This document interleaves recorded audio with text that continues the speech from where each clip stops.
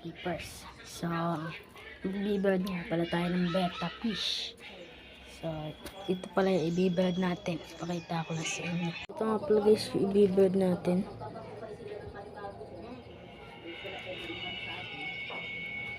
At moon.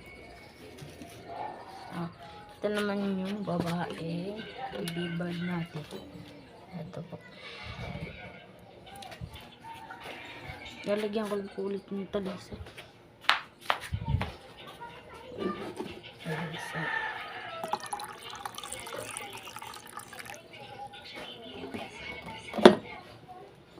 So, wait lang guys. Mga ka-keepers, mag-bird nga pala tayo ng beta natin mga ka-keepers. Ito yung bird natin and ito mga ka-keepers. Kinuha na natin yung kanyang talisay mga ka-keepers. So yun guys, wait lang. Lalagay lang tayo plastic ng yellow. Bye-bye. So ito mga ka-keepers, yung ating plastic ng yellow.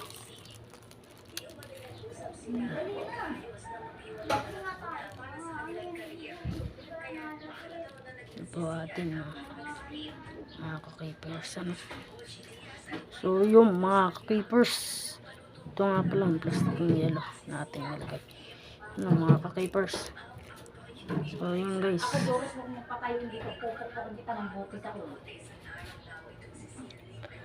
Guys, ilagay ko guys.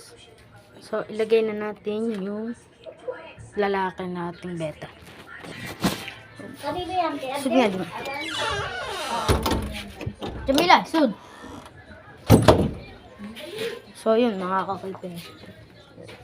Nalagay na natin yung lalaki natin na beta. Napakaganda niya guys. Ito yung mga kubitos. Hindi pa masyado siya ganong kondisyon guys. Ang ganda talaga niya guys pag nakita niyo sa personal.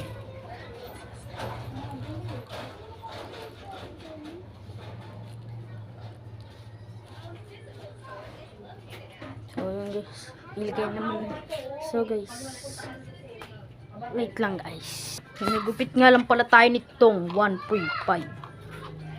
Dito natin ilalagay yung ating female. Babae natin beta.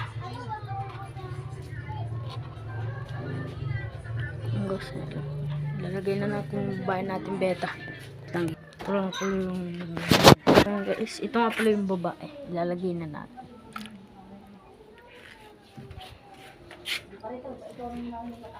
So yun guys, mga ka-keepers, nalagyan pa ng ka-keepers. Aabangan natin bukas kung anong result nung ating ipag-bird na yun. Nice. So guys, habang ito pa pala yung ating mga isda. Pakita ko sa inyo. So, ito pala mga keepers ang ating mga betas pa. Plakat, long pin, half moon, ay ang short pin na plakat. So ito pa guys.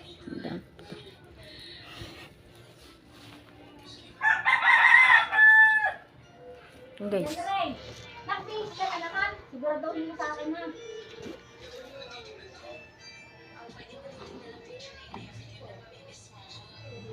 So yung guys mga keepers, tignan natin bukas kung success. Dito na lang please itong ating vlog na ito guys. At hindi na natin talaga. Salamat sa panonood guys. Please subscribe.